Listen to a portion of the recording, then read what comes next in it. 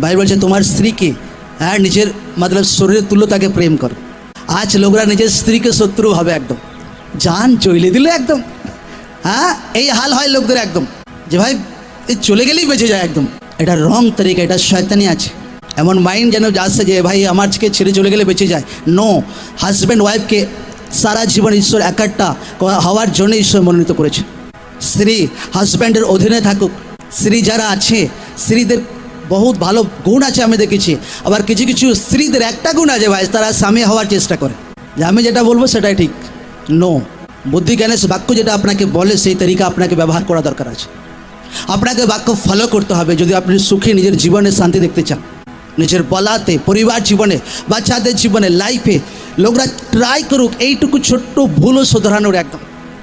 আবার যে জীবন স্বর্গের মতো হয়ে যাবে এই পৃথিবীতে প্রভু যীশু জীবিত নামে। Amen, amen.